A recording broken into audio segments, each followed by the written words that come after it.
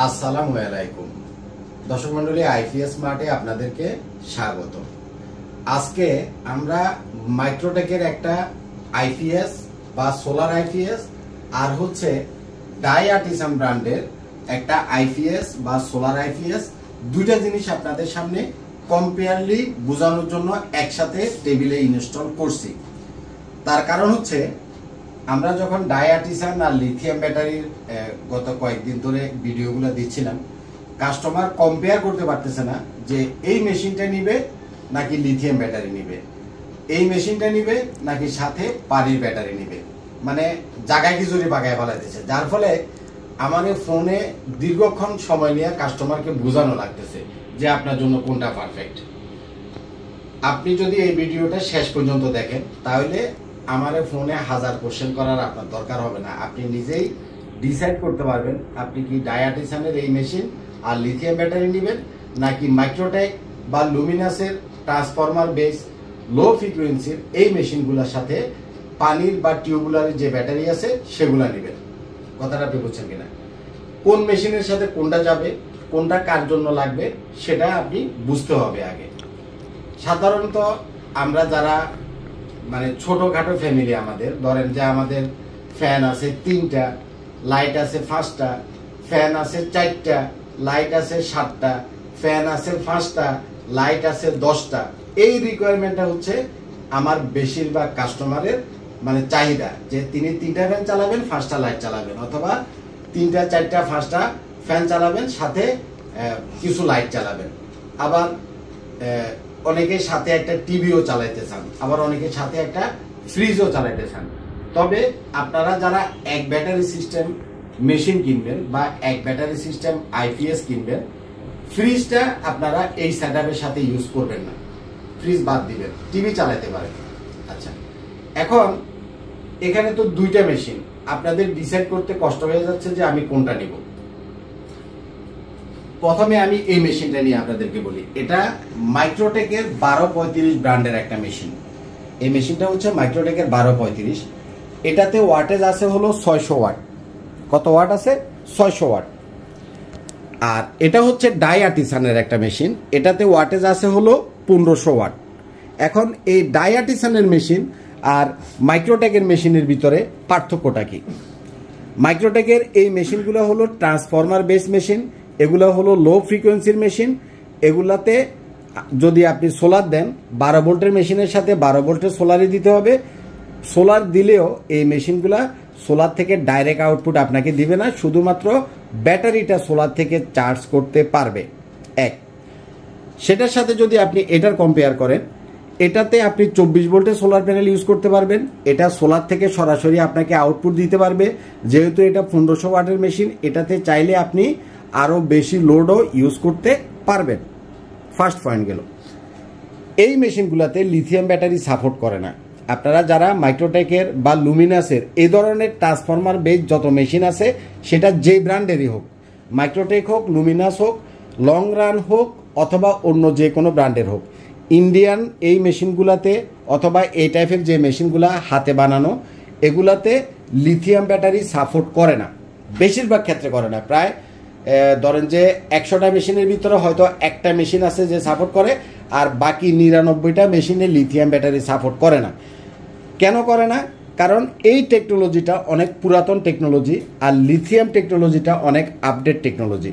আপনি যদি lithium battery use করতে চান, অবশ্যই আপনাকে আপডেট টেকনোলজির সাথে আপডেট টেকনোলজির মেশিন, অর্থাৎ এই টাইপের মেশিনগুলোর সাথে আপনি লিথিয়াম ব্যাটারি ইউজ করতে পারবেন। সহজ কথা হচ্ছে, এ ধরনের ইনভার্টার সিস্টেম যেগুলা, এগুলোর সাথে লিথিয়াম ব্যাটারিটা কমফোর্টেবল, আপনি ইউজ করবেন।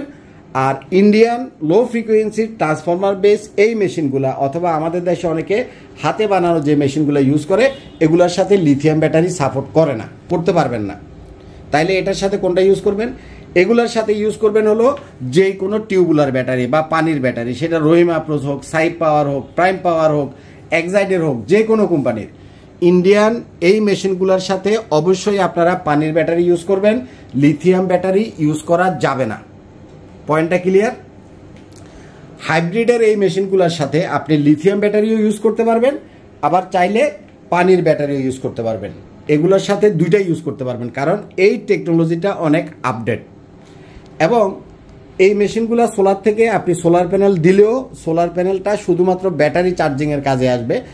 সোলার প্যানেল দেওয়ার পরে আপনার যে ইলেকট্রিসিটি বিল সেভ করার যে বিষয়টা এই মেশিনে সেটা হবে না। যেটা হবে, ধরেন যে আজকে সারাদিন কারেন্ট নাই, আপনার সোলার থেকে যতটুকু আসতেছে সেটা দিয়ে একদিক দিয়ে ব্যাটারি চার্জ হচ্ছে, আরেক দিক দিয়ে আপনি আপনার কয়টা লাইট কয়টা ফ্যান আপনি চালাতে পারবেন। কিন্তু দিনের বেলায় ডাইরেক্ট সোলার থেকে আউটপুট দিবে, আপনার ইলেকট্রিসিটি বিল সেভ হবে, সেই অপশনটা এগুলাতে নাই। তার একটা রিজন হচ্ছে এটাতে যে কন্ট্রোলারগুলো বিল্ট ইন ইউজ করা হয় এগুলো হচ্ছে এ ধরনের FWM টেকনোলজিতে করা। FWM টেকনোলজির যতগুলো মেশিন আছে কোনোটাতে সোলার থেকে ডাইরেক্ট আউটপুট দেয় না। পক্ষান্তরে এটার সাথে যদি আপনি এ ধরনের চাইনিজ ইনভার্টারগুলো কম্পেয়ার করেন, এটাতে ইউজ করা হয়েছে MPPT টেকনোলজি, যেটা অনেক দামি একটা চার্জ কন্ট্রোলার সোলারের, এবং এটাতে আপনার সোলার থেকে ডাইরেক্ট আউটপুট আপনি নিতে পারবেন। ফলে আপনার দিনের বেলার যে ইলেকট্রিসিটি বিল সেটা আপনার সেভ করতে পারবেন। ব্যাটারি চার্জও হবে, উইথ আপনার সোলার থেকে সেই ইলেকট্রিসিটি তৈরি করে আপনার ঘরের যে লাইট ফ্যান টিভি ফ্রিজ আপনি যেটা চালাবেন সেটা সোলার থেকে সে ডাইরেক্ট আউটপুট দিবে। আপনি আমার কথাটা বুঝছেন কি না? না বুঝলে ভিডিওটা প্রয়োজনে আবার একটু রিপিট করে দেখেন।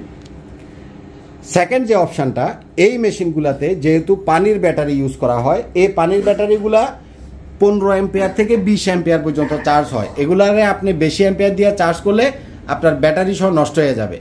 এবং এগুলা এই যে ইন্ডিয়ান মেশিনগুলা এগুলাতে সাধারণত 15 থেকে 17 অ্যাম্পিয়ার দেওয়া থাকে, যার ফলে আপনার পানির ব্যাটারিগুলোতে চার্জ হইতে 10 থেকে 12 ঘন্টা বা কোনো কোনো ক্ষেত্রে অ্যাম্পিয়ার কম হলে আরও বেশিও লাগে, অ্যাটলিস্ট 10 ঘন্টা লাগে হলো 200 অ্যাম্পিয়ারের একটা ব্যাটারি চার্জ করতে এই মেশিনগুলোতে।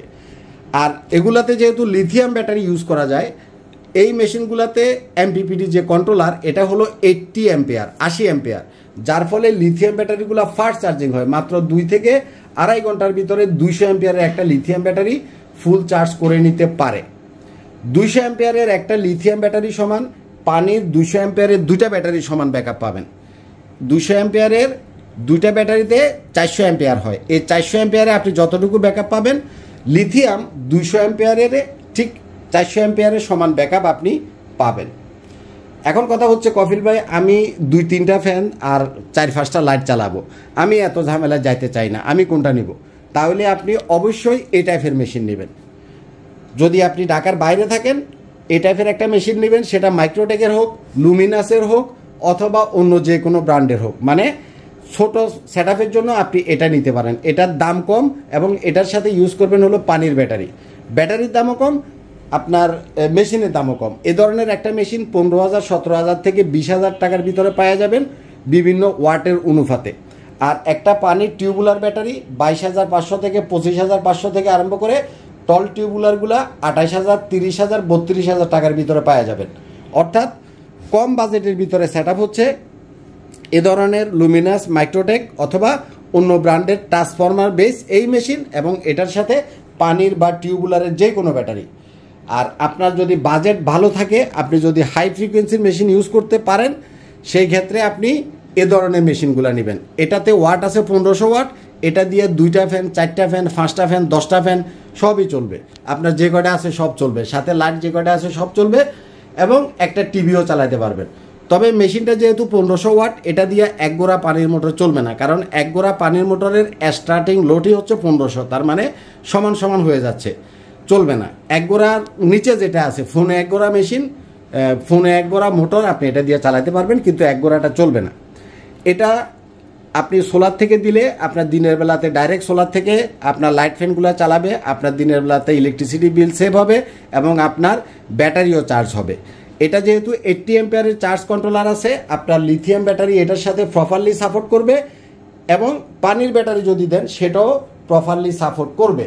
তবে লিথিয়াম ব্যাটারি দিলে আপনি ফাস্ট চার্জিং করতে পারবেন, দ্রুত চার্জ হয়ে যাবে। সোলার থেকেও দ্রুত চার্জ হবে, কারেন্ট থেকেও দ্রুত চার্জ হবে। এখানে 2টা মেশিন আপনি চাইলে সোলার দিয়ে ইউজ করতে পারবেন, আপনি চাইলে সোলার ছাড়া শুধুমাত্র কারেন্ট দিয়ে চার্জ করবেন, কারেন্ট চলে গেলে ব্যাকআপ নেবেন, সেভাবেও আপনি ইউজ করতে পারবেন। এগুলা সোলার দিয়েও ইউজ করা যায়, সোলার ছাড়াও ইউজ করা যায়। এই জিনিসটা অনেকে বোঝে না, মনে করে যে সোলার IPS মানে অবশ্যই সোলার লাগবে। না, সোলার আইপিএস মানে আপনি কারেন্ট থেকেও চার্জ করতে পারবেন, ইলেকট্রিসিটি থেকেও চার্জ করতে পারবেন।